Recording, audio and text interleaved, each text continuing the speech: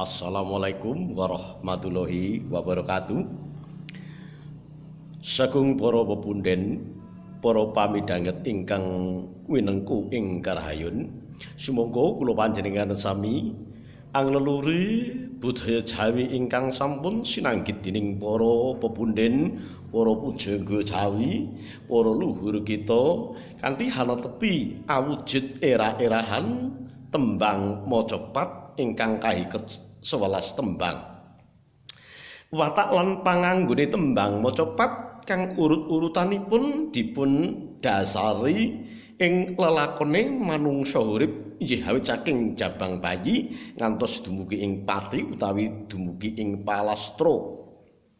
Nun inggih menika tembang Mas Kumambang ngantos tembang Pucung. Ingkang angka setunggal menika tembang Mas Kumambang dene wujud lan cengkokipun mekaten. Tembang Mas Kumambang Slendra Parecanga. Mung paduka ingkang kawula tangisi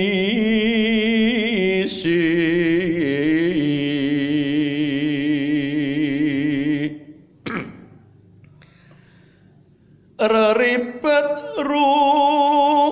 beda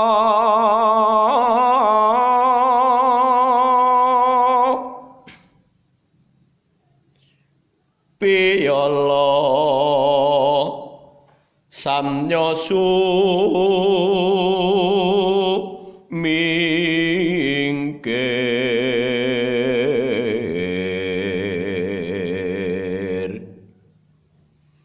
saking kuwaos paduka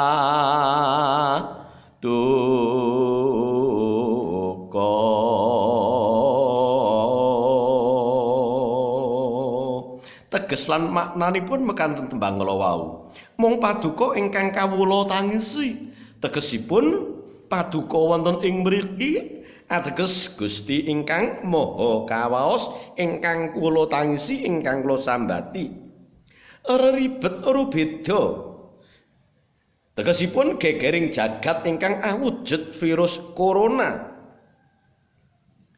piyala samya sumingkir bebuden ala padha-padha enggal sirna padha-padha enggal sumingkir saking kuwaos paduka tegesipun saking kuwaosipun Gusti Allah Subhanahu wa taala inggih Gusti ingkang akarya jagat Gusti ingkang maha lastuwin maha asih.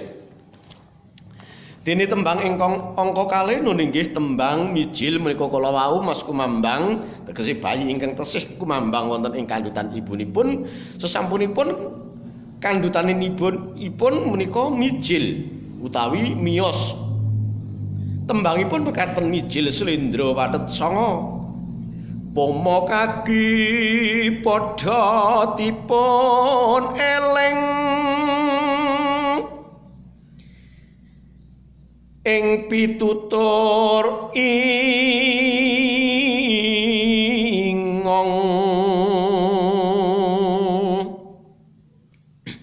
sira uga satri ya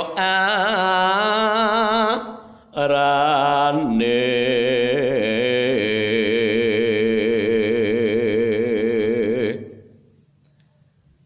kudu anteng cat mika ing budi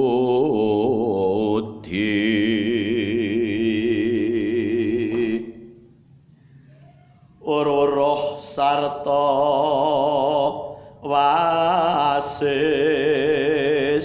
samu barang ipun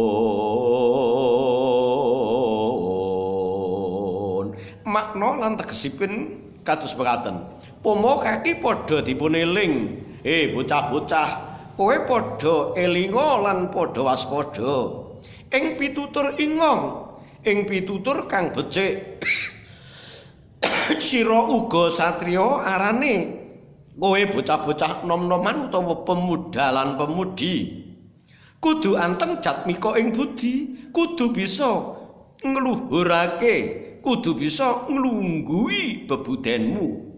Ruruh sarta wasis ngerti sarta pinter. Samu barangipun sekabehing lelaku kang becik, lelaku kang utama. Mekaten sembah nuwun.